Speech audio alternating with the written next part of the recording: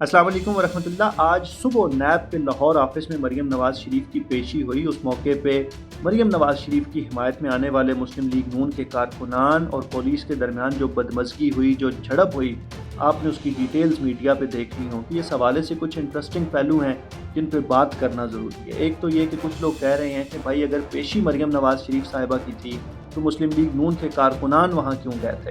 तो भाई हमारे पॉलिटिकल कल्चर का हिस्सा है कि लोग अपने सियासी लीडरान का इस्तकबाल करने भी जाते हैं, उनके साथ पेशियों पे भी जाते हैं और गाहे उन्हें जेल छोड़ने भी जाते हैं और जेल से लेने भी जाते हैं। तो ये हमारे पॉलिटिकल कल्चर का हिस्सा है और जिस जमात के कारकुनान इस बात पे तनकीद कर रहे हैं उनकी जमात हुकूमत में है और ये लोग भी इसी तरह करते हैं। दूसरी बात ये कही जा रही है कि मुस्लिम लीग नून के कारकुनान पत्थरों से मुसल्लह थे और उन लोगों ने आके नैब के दफ्तर के सामने पथराव किया, जिसके नतीजे में पुलिस को ये करना पड़ा।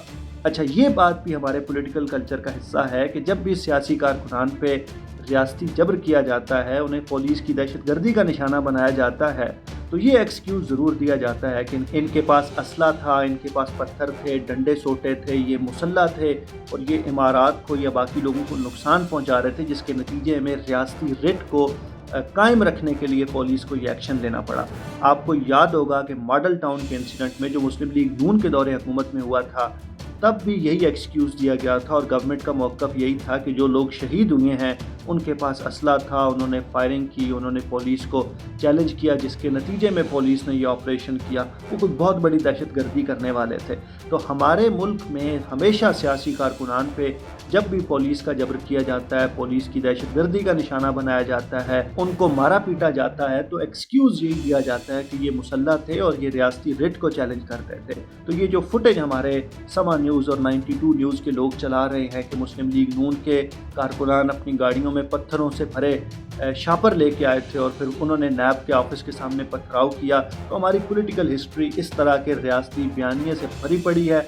मैं इस बात को कुछ बहुत ज़्यादा वज़न देने के लिए तैयार नहीं। अच्छा, आखिरी बात ये कि हमारे बहुत से मुस्लिम लीग नून के दोस्त इस पे ऐसे तनकीद कर रहे हैं जैसे ये हमारी सियासी तारीख में पहली दफ़ा हुआ है। मैं रिमाइंड कराता चलूँ कि मॉडल टाउन का जिक्र तो अभी हुआ, लेकिन इससे पहले भी जब मुस्लिम लीग नून को या पीपल्स पार्टी को इक़्तिदार मिला, उन्होंने अपने सियासी मुखालिफिन के साथ इसी तरह का रवैया अपनाया।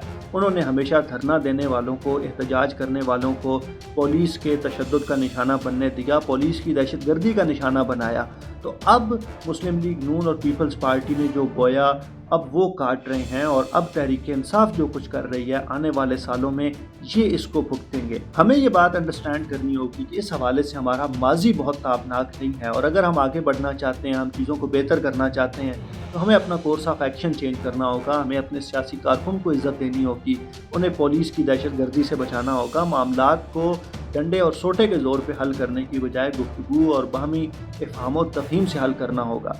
आप तमाम लोग इस बारे में क्या सोचते हैं, हमें ज़रूर बताइए। बहुत शुक्रिया।